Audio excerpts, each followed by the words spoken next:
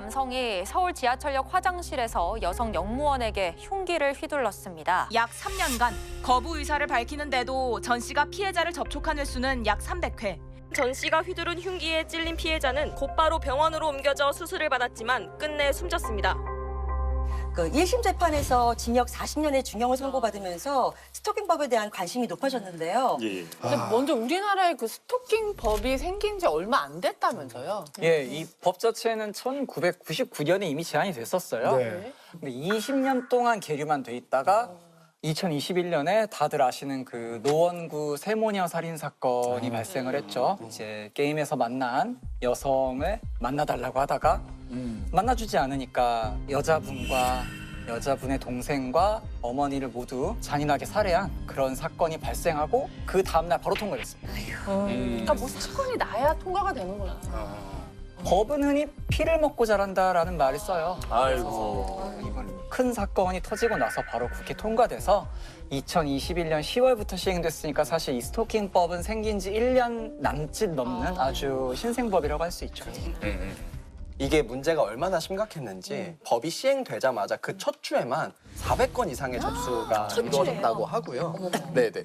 이후에도 지금 1년 동안 약 1만 4천 건 이상의 접수가 들어오고 있고 하루에 40건꼴로 발생하고 있는 심각한 범죄라고 말씀드릴 수 있겠습니다.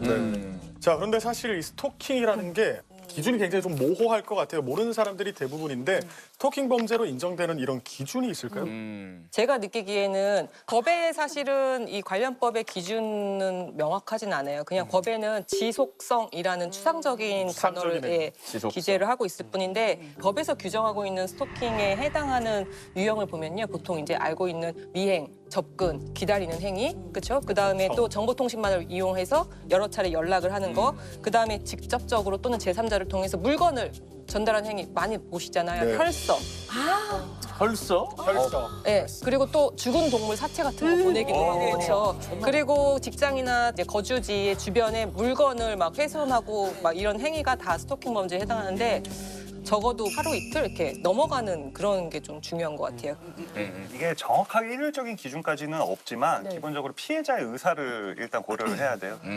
명시적인 의사를 정확하게 표현했음에도 불구하고 계속적으로 반박될 경우에는 스토킹 범죄로 처벌되게 됩니다. 아하. 그 요건 중에 여기 상대방의 의사에 반해서라고 돼 있잖아요. 근데 어떤 분들은 상대방이 이제 구애를 하거나 고백을 했을 때 약간 상대방을 배려한다고 약간 애둘러서 표현하시는 거부를 약간 애둘러서 표현하시는 분들이 있어요. 확실하게 명시하고. 명시하고. 그러면 이 사람 뭐라고 생각하냐면 나한테 거부 의사를 명시적으로 표시하지 않았잖아. 그냥 지금 기회가 안 돼서 그렇다는 것뿐인 거지 내가 싫다는 거 아니지 않냐. 이렇게 해서 자기를 합리화하는 사람들이 있단 말이죠. 그래서 그 의사는 자체는 좀 명시적으로 표시해 줄 필요가 있어. 그래 나중에 혹시나 신고를 하거나 고소했을 때 내가 의사를 명시적으로 표시했다라는 게 좀 드러나야 되니까. 명시적으로 하자.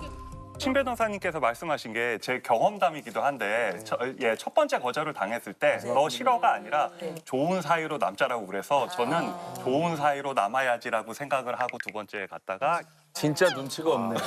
너무 씁쓸했구나. 눈치 더럽게 없다 진짜. 그래서 두 번째는 명시적인 거절을 받고 잘하셨습니다. 예. 그분 되게 잘하셨다. 명시적으로 해야 돼요. 예. 이게 사랑이냐 스토킹 범죄냐의 차이는 되게 간단 명료하거든요. 피해자의 입장을 보면 돼요. 피해자의 감정. 피해자가 느끼는 게 사랑이면 무슨 짓을 해도 사랑이에요, 그거는. 그렇지. 근데 피해자가 느끼는 감정이 불안해, 공포감이 느껴지면 이거는 한 번을 했던 두 번을 했던 이건 스토킹 범죄가 되는 거거든요. 그렇게 좀 기준을 잡을 수도 있을 것 같습니다. 자, 이 스토킹 범죄의 이제 주된 가해자와 피해자 어떤 관계들이 좀 많은지 좀 여쭤볼까요? 일반적으로 스토킹 범죄의 피해 경우에는 일단은 모르는 사람이랑 전 연인에 의해서 굉장히 많이 발생하고 그리고 여성 피해자가 80% 그리고 남성 피해자가 한 20% 정도 됩니다. 여기서 좀 특이한 사항은요. 남성 피해자와 관련된 사안인데요. 남성 피해자가 스토킹으로 신고를 하면은 그냥 좋게 알아서 그냥 해결하세요라고 하는 경우가 일선 경찰서에서 덜어 있어요.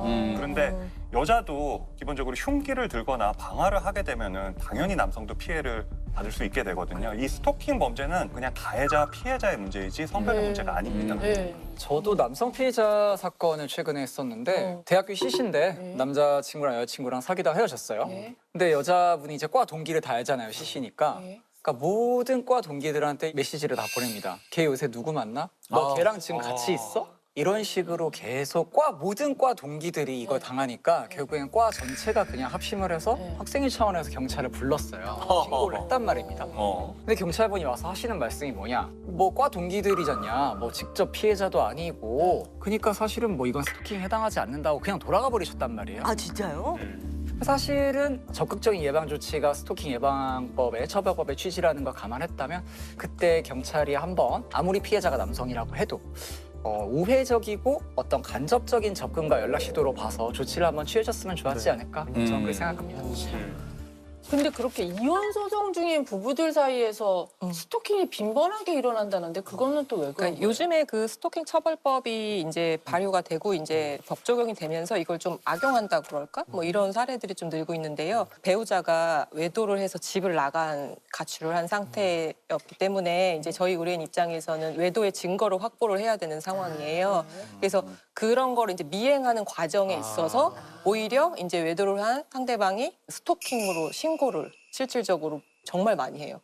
네. 증거를 잡으려고 했는데. 그러면 네. 이혼하기 전이니까 부부관계잖아요. 네네. 그럼 부부관계끼리도 스토킹 처벌이 가능해요? 그건 뭐 제한이 없죠, 당연히. 예, 그래서 제가 맡은 사안에서는 사실은 뭐 하루 정도 미행을 했고 그 이후에 이제 다음날 여러 차례 문자로 너 어디 있냐, 너 내가 봤다 했던 상황에 대해서는 사실은 정당한 이유가 되게 중요하거든요. 이 스토킹이 처벌되는 거는 정당한 이유 없이 라는 그 조건이 충족해야 되는데 이 사건의 경우에서는 정당한 이유가 사실은 있기 때문에 무혐의 처분이 났지만 또 다른 사건에서는 실질적으로 벌금이 때려졌는데요. 배우자의 외도 증거를 확보하기 위해서 흥신소를 흥신소를 사용해서 같이 이제 미행을 하는 과정에서 11시간 정도 연속적으로 하루로 이제 거쳐서 미행을 했다는 것에 대해서 벌금 500만 원이 선고된 예가 있었어요. 지속성을 인정을 해요. 아니 근데 옛날에는 남편이 바람이 나서 여자가 바람이 나면 흥신소 같은 데서 잠복하고 많이 있다가 네, 막 모텔에서 맞아요. 나오는 거 사진 찍고 그런 거 많이 했어요. 그냥 사회적으로 네. 약간 인정해주는 거 있었잖아요. 근데 이제는 그런 걸로 수집된 증거는? 스토킹 처벌이 되는구나. 이게 작년 재작년부터 민간 조사업은 사실은 탐정원이 이제 합법화가 돼 네네네. 있잖아요. 합법이에요? 네네네. 합법됐어요. 그걸 합법화돼 있는 대신에 그 사람들이 행하는 개별적인 행위가 불법 행위에 해당하는 경우가 있어요. 예를 들어서 제일 흔한 게 위치 추적하는 차량에다가 위치 추적기 설치한 그거는 명백하게 법 위반이기 때문에 그런 걸 처벌받고 일반적으로 사실 미행 자체에는 처벌을 하질 않았는데 이번에 스토킹 처벌법 때문에 조금 논란이 될 것 같기는 해요. 그 불륜의 증거를 잡기 어떻게 되게 잡아요? 힘드네요. 아니 우리 노변 사건 중에 뭐 상간녀가 아이들을 스토킹한 적도 있다고요? 예, 그 너무 스토킹 악마의 처벌법 아이를? 시행 전이었었는데 네네. 이 남편이 바람이 났어요. 네. 근데 아내는 이게 몸이 아파서 병원에 입원해 있는 상황에서 이혼 소송이 들어왔는데 아내는 그 이혼을 거부해요. 그 상황인데 이제 상간녀가 아들한테 찾아가요. 학교에 찾아가서 너네 엄마 어차피 일찍 죽을 거니까 몇 살? 빨리 이혼해줘라. 어머머머. 아들이 그냥 무시하잖아요. 그러면 학교에 계속 편지를 보내는 거예요. 와 진짜 도라이다. 예, 그래서 와 진짜 도라이들 많구나. 이게 문제가 스토킹 처벌법 시행 전에는 이거를 형사적으로 처벌할 수 있는 게 그렇게 많지가 않아요. 그래서 결국은 민사적으로 접근금지 가처분 신청을 해서 그 정도로만 해결했었거든요. 아 그게 끝이에요? 형사처벌은 못하고? 소송 안 했어? 어머나. 예, 그냥 민사적으로 위자료 소송, 그러니까 상간녀 소송이랑 접근금지 가처분 이거 2개밖에 할 수 없었어요. 이제는 이제 스토킹 처벌법이 시행되니까 이거 가능하죠. 굉장히 중요하게 처해질 거라고 생각이 돼요. 이 스토킹은요 부부에서도 많이 발생하지만 네네. 헤어진 연인들 간에 많이 발생하거든요. 네. 제가 알고 있는 어떤 사건은 이제 남자친구가 결혼을 하는 거예요. 네. 근데 나는 그걸 받아들이지 못해요. 그래서 그 결혼을 망치고 싶은 거예요. 근데 내가 그 결혼하는 사람이 연락처를 모르잖아요. 네. 근데 이제 청첩장에 보면은 계좌번호가 예. 있잖아요. 어. 신부 측도 있잖아요. 네. 거기다가 이제 내가 하고 싶은 말 하는 거죠. 이런 식으로. 메모할 수 있으니까. 네, 이런 식으로 이렇게 할 수도 있고 입금자 명을 바꿔서 네, 몇 그런 와. 식으로 하는 경우도 있고 돈을 주긴 주나요? 이런 식. 이런 만 여인 번을 보내도 만 원이네. 보낼 수가 있으니까 와. 이별을 받아들이지 못하는 분들 리스토킹 범죄로 이어지는 경우도 종종 있는 것 같습니다. 뭐 제가 궁금한 건 연예인들이 사실 가장 큰 피해자기도 하잖아요. 그래서 실제로 조금 알고 계신 스토킹 범죄 피해 좀 알려주시면 좋겠어요. 제가 아는 아이돌은 뭐 요즘엔 그런 분들 안 계실 것 같아요. 옛날에 어떤 아이돌 같은 경우는 숙소가 있잖아요. 그 앞에. 그 앞에가 아니라 안으로 들어와서 설거지를 맞아요. 주거 침입인데? 제가 주거 침입은 다반사고 근데 얼마나 심각하냐면 화를 낼 거 아니에요. 이제 어르고 어르다가 이제 계속 뭐 비밀번호 바꿔도 막 들어와 있으니까 승질을 내면 그걸 좋아한대. 나랑 소통하는 거. 맞아요. 나랑 소통하는 거. 눈을 마주치고 화를 낼 거 아니에요. 맞아요. 그걸 소통하는 걸로 느껴. 아이고. 그러니까 좋아하면서 간대. 무섭다. 제가 스토킹 당해본 적은 없는데 와 이게 엄청나게 공포스러울 수 있겠구나를 한번 느낀 적이 있어요. 하루는 백화점에 갔는데 지하 식품 코너에서 장을 봤어요. 근데 어떤 남자가 저를 보더라고요. 근데 그냥 저는 얼굴이 알려진 사람이니까 볼 수 있잖아. 근데 그리고 나서 5층에서 우리 엄마를 만나서 커피숍에서 커피 마시는데 또 그 남자가 있더라고요. 저분도 또 커피 마시러 오셨구나. 그냥 이러고 말았다. 근데 3층에 이제 잠깐 뭐 좀 보러 내려갔는데 또 그분이 있는데 거기서부터 약간 뭐지? 근데 그 남자 그런 거 아니야? 왜 자꾸 쫓아내는 거야? 홍진경 왜 자꾸 나 쫓아다니는 거야? 저 임자 있는 사람입니다. 와 근데 그때부터 소름이 너무 무서운 거야. 맞아요. 그래갖고 내가 이제 그때부터 3층에서부터 내가 확실하게 이상한 걸 인식을 했어요. 그 이제 슬쩍 내려왔다 아니나 다를까 와 있어? 따라와. 근데 이제 완전 인식을 한 거야. 그래갖고 후다다다다 차로 막 뛰었어요. 무섭지. 뛰어오는 거야. 그래갖고 손을 벌벌벌 떨면서 창문을 다 잠궜어. 어머머머. 그리고 제가 출발한 적 있어요. 와. 그래서 이런 거구나. 뛴 거는 소름이. 저 여기에 추가해서 저도 똑같이 백화점에서 있었던 일인데요. 조금 나이가 지긋하신 중년의 어머님이셨어요. 어머님이 처음에 좋아하신다 그래서 급하게 수첩에다 사인도 해드리고 사진도 다 찍어드렸어요. 근데 그때부터 내가 이동하는 층층마다 다 쫓아오는 거예요. 정말 아까 말씀하신 대로 차까지 쫓아온 거예요. 어머머머. 근데 문제가 뭐냐? 그 내가 가는 길을 또 쫓아오는 거예요. 여기에 추가해서. 차를 몰고 차를 쫓아오는 그 딸이 운전을 해서. 미행이. 네, 이건 미행인 거죠. 진짜 저도 그때 너무 무섭더라고요. 그래서 막 급하게 좀 막 골목으로 따돌리고 골목으로 빠져가지고 막 집을 갔다. 왜냐하면 집에서 굉장히 가까운 거리에 있었던 백화점이었기 때문에 가면 제 집이 드러나는 거예요. 네. 그래서 막 급하게 진짜 뺑뺑 돌아가지고 갔던 기억이 있어요. 무섭다 그래. 방팬이구나. 아니 저 같은 경우 옛날에 그 핸드폰이 없던 시절에 비둘기 꼬리에 묶어서 이렇게 날리던 시절에 물병에 넣어서 바다에 띄웠던. 화살을 쏘신 거 아니에요? 이렇게 화살 쏘던 시절에. 봉화. 그러니까 전화가 없던 시절에는 집 전화로 전화 많이 하잖아요. 맞아요. 그러면 꼭 같은 시간에 9시에 10시 사이에 맞아. 전화가 맨날 와요. 자 그래서 스토킹 관련 판례 중에 이제 논란이 좀 됐던 게 있어서 한번 같이 얘기해 볼까 하는데요. 헤어진 연인이 전화를 받지 않자 수백 통에 이르는 전화가 하루에 계속 가도록 하는 자동 프로그램을 실행한 사건이 있었어요. 와. 계속 전화 가는 거예요. 괴롭히는 거죠. 그래서 1심에서는 벌금형, 2심에서는 무죄로 판결을 내렸어요. 이거 어떻게 생각하십니까? 설명을 드리면 2004년에 이제 정보통신망법만 있을 때 스토킹법 없을 때 이때는 무죄가 났어요. 왜 그러냐? 전달하는 내용이 중요한 거예요. 그 전달하는 내용이 무섭고 약간 불안하고 공포심이 있으면 처벌이 돼요. 근데 이제 이거는 아무 내용도 전달이 된 게 아니에요. 그러니까 처벌을 못했죠. 근데 2022년에는 스토킹법이 있었습니다. 스토킹법은 문구가 조금 달라요. 전화를 이용해서 도달하게 하는 행위. 하게 하는 행위.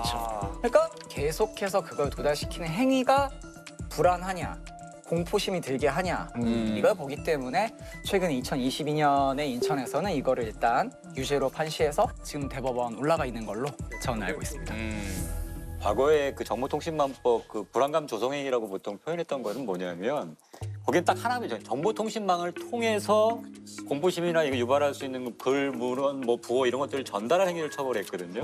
근데 울리는 거는 그냥 전화기 자체가 울리는 거 아니냐. 전달이 안 됐으므로. 그래서 그거를 처벌 안 하는 걸로 한 게 있는데 스토킹 처벌법에서 말하는 스토킹 행위는 뭐라고 되냐면 전화, 우편, 팩스 요게 별도로 들어가 있어요. 그래서 엄 변호사님께서 말씀하신 거는 뭐냐면 전화를 이용해서 왜냐면 전화 걸면 거기 울릴 거 아니에요. 그걸 통해서 이렇게 행위를 했기 때문에 그것도 여기 이 문헌상에 포함이 될 수 있다라고 해석을 했단 말이죠. 여기 새롭게 추가된 전화라는 게 문구가 있으니까 요거에 해당된다고 보면 된다라고 해서 해석을 좀 바꾼 거죠. 예. 자, 이 스토킹으로 인정이 되면 어떤 법적 보호를 받을 수 있습니까? 피해자는 스토킹 처벌법에 따라 응급조치, 긴급 응급조치, 그리고 마지막으로 잠정조치라는 보호조치를 받을 수 있습니다. 진행 중인 스토킹 행위에 대해서는 응급조치가 취해지는데 경찰이 스토킹을 즉시 제지하고 분리 조치까지 하고요. 재발 우려가 있거나 긴급성이 있는 경우에는 100m 이내 접근 금지 조치나 전기통신 이용 접근 금지 같은 긴급 응급 조치가 이루어집니다. 이제 마지막으로는 재발 우려가 큰 경우에 있어서는 심하면 유치장 또는 구치소 유치 등의 잠정 조치가 이루어집니다. 그리고 또 그러면요? 또 그러면 이제 잠정 조치 불이행으로 인해서 형사처벌. 형사처벌. 결국에는 이제 형사처벌 받는 건데. 근데 이 실효성에 대해서 항상 얘기가 많이 있어요. 네네. 늘. 스토킹 범죄가 중대한 범죄로 이루어지는 경우 때문에 사실은 이걸 처벌하는 경우가 많잖아요. 네. 근데 정말로 잠정 조치나 이것 때문에 더 오히려 자극하는 경우가 생기는데 그 경우에 이거를 실효적으로 막을 방법이 뭐가 있느냐. 네. 예를 들어 화가 난 사람이 왔는데 뭐 당장 와가지고 얘기하다가 바로 뭐 찌르거나 이래서 살해하는 경우들 많잖아요. 그러니까 이런 단순히 뭐 접근 금지라든가 뭐 이런 걸 통해서는 사실 실효성을 확보하기가 어렵다. 지금 외국 같은 사례를 보면 예를 들면 잠정 조치라는 기간 동안에 뭐 전자발찌를 부착해서 피해자 쪽에 접근하는 경우라면 바로 출동해서 막는 네. 이런 실효적인 방법 네. 이런 것들이 좀 동원돼야 되지 않냐 하고 그다음 또 한 가지 문제가 뭐냐면 이런 조치들을 취할 때 경찰들도 되게 소극적으로 해요. 네. 왜냐하면 이게 또 나 아무 짓도 안 했는데 왜 벌써 와서 난리야 이러면서 민원도 제기하고 막 그렇게 하거든요. 그러면 그게 시달리기 또 싫어요. 그러니까 범죄로 이어지지 않는 한에는 그냥 뭐 말로만 구두로만 뭐 하지 마세요, 뭐 하세요 이렇게 하고만 만다는 거죠. 그러니까 이것도 어떻게 보면 이런 경찰들한테 좀 권한을 좀 더 맞춰 줄 필요가 있지 않을까 싶어요. 이런 거에 대해서 뭐 문제 삼아서 맨날 뭐 과잉 뭐 대처를 했다니 뭐니 네. 이렇게 하니까 오히려 소극적으로 나가니까 권한을 줘서 좀 더 적극적으로 이런 것들을 막을 수 있게 하는 게 어떨까라는 생각이 듭니다. 네. 아니 근데 스토킹 처벌법이 생겨난 이후에도 지속적으로 피해가 늘어나는 이유는 도대체 뭔가요, 진짜? 그게 스토킹법 조문상 조금 문제가 있는데요. 많이 지적이 되고 있는 문제인데 이 스토킹 범죄가 반의사불벌죄예요. 반의사불벌죄라는 건 기본적으로 합의가 되면 처벌 안 한다는 겁니다. 그러면은 당연히 고소당한 사람으로서는 어떻게 하겠습니까? 처벌 안 받기 위해서 합의를 봐야죠. 합의를 보려면 어떻게 해야 돼요? 연락을 해야 됩니다. 찾아가야 됩니다. 근데 또 합의를 보려고 연락하고 찾아가는데 안 해줄 거 아닙니까? 그럼 더 화가 나요. 네. 안 들어주니까. 그러니까 찔러버리는 거예요. 이번에 신당역 사건도 피해자가 스토킹 그거 신고를 안 한 게 아니에요. 했어요. 했는데 그거 합의 안 해주니까. 합의 안 해주면 내 인생 망가지는데 어떻게 할 거야? 맹점이네 완전. 찌른단 말이에요. 그래서 재판 앞으로 해야죠. 이 스토킹 범죄를 반의사불벌죄로 규정한 이 스토킹법 제18조 3항을 좀 폐지해야 된다라는 법무부 개정안이 지금 올라와 있습니다. 아직 통과는 안 됐고요. 어쨌든 스토킹법이 다행히 제정이 돼서 적용이 되고 있는데 아직은 초기 단계라 미흡한 점이 좀 많을 것 같아요. 개선해야 될 부분이 어떤 부분이 있는지 한번 얘기해 주시죠. 뭐 아무래도 가장 중요한 건 여기 계신 모든 변호사님들이 이 반의사불벌죄 빨리 폐지해서 합의 명목으로 연락하지 못하게 접근하지 못하게 막자 이 문제의식을 갖고 계실 거예요. 여기서 약간 잠정 조치가 한번 나옵니다, 보통. 그거를 보고 잠정 조치만 나왔으니까 나 어쨌든 합의 보려고 하면 연락해도 되겠지? 아직 나를 잡아가지 않으니까 이렇게 하시는 분도 있거든요. 잠정 조치 위반도 별도의 죄거든요. 네, 그렇죠. 이 잠정 조치 위반죄는 반의사불벌이 아니에요. 이건 합의가 안 돼요. 네. 그래서 잠정 조치 위반해서 전화하거나 찾아가시는 순간 굉장히 높은 확률로 바로 구치소에 잡혀가실 수 있고 이거는 합의 자체가 안 됩니다. 잠정 조치 무시하지 마라. 근데 문제가 이 잠정 조치까지 이루어지기가 너무 좀 힘든? 초기에 너무 솜방망이다. 네네, 너무 좀 미온적 처벌이. 이 스토킹 범죄는 그 지독한 자기애와 집착을 수반하는 병적 상태거든요. 예, 그래서 지금 현재 그 실제로 재범의 위험성이 정말 높은 범죄 중에 하나입니다. 맞아요. 예, 그래서 스토킹 범죄의 결말이 극단적인 결과로 나타내는 경우가 굉장히 많기 때문에 어떤 예방적 조치와 스토킹 범죄자에 대한 어떤 정신과적 치료도 좀 결부되는 제도가 좀 마련돼야 된다고 생각합니다. 원래 형벌 규정이라는 것은 명확해야 되거든요. 네. 근데 이제 스토킹 범죄 구성 요건이 어떻게 되냐면 상대방의 의사에 반해서 네. 그리고 정당한 이유 없이 스토킹 행위를 지속적 반복적으로 해서 상대방의 불안감 또는 공포심에 일으키는 경우라고 돼 있어요. 뭐 하나 명확한 개념이 하나도 없어요. 추상적이네요. 네, 너무 추상적이고 모호하니까 이를 좀 보다 명확히 해줬으면 좋겠습니다. 네. 사이버 따돌림이라고 지금 나온 것 같은데 네네. 톡방에 안 끼워주고 빼버린다든가 뭐 이런 것도 처벌의 대상이 돼요. 말씀하신 것처럼 아예 채팅방에 아예 이렇게 뭐 제외시킬 수도 있지만 의도적으로 그 무리들이 초대를 해요, 피해자를. 그래서 그 안에서 채팅방에서 나가지 못하게 하면서 그 안에서 이제 모욕감과 굴욕감을 주는 그런 행위들이 더 많은 거고, 또 빵 셔틀 말고 요즘에 유행하는 거는 와이파이 셔틀이라고. 네.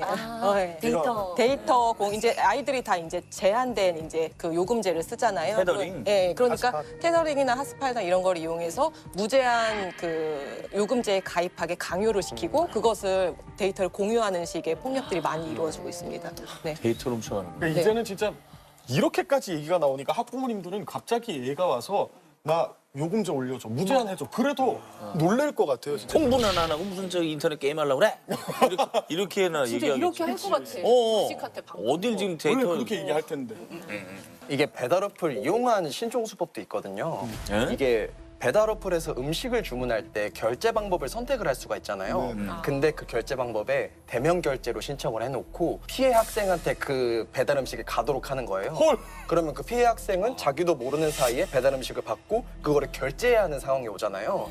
그래서 이런 식으로 피해 학생을 괴롭히는 경우도 있다고 합니다. 근데 이게 진짜 되게 심각한 되게 게 뭐냐면 우리 때는 이렇게 톡이 없었어요. 그렇죠. 핸드폰도 없어. 그러면 없었지. 학교에서 애들이랑 안 좋잖아. 그래도 학교에서 끝나. 맞아. 일단 집에 오면 쉴 수가 있어. 맞아. 그 갈등으로부터 좀 단절돼서 쉬는 거야. 그렇지. 그리고 또 학교 가서 뭐 힘들더라도. 좀만 참자 이러면. 근데 집에 와서도 이 톡방에서 똑같이 계속 이어지니까 이게 애들한테는 너무 큰 정신적인 스트레스인 거죠. 맞아요. 방금 굉장히 홍 변님이 말씀하신 건 중요한 얘기예요. 왜냐면은 이제 학폭 교사 가이드에 보면은 그리고 부모님들도 읽어봐야 될 가이드들이 있는데 거기서 자녀의 SNS에 굉장히 주목하라라고 돼 있어요.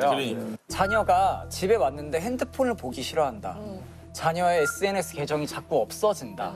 자녀가 SNS로 알림이 오면은 소스라치거나 무서워한다. 보기 싫어한다. 이런 게 자녀가 사이버 폭력을 당하고 있다는 징조라는 거를 빨리 알아야 된다고들 하거든요. 그럼 눈치를 채야겠네, 부모. 그렇죠. 이제는 이런 것마저도 의심을 해야 되는 상황이 발생을 한 거죠.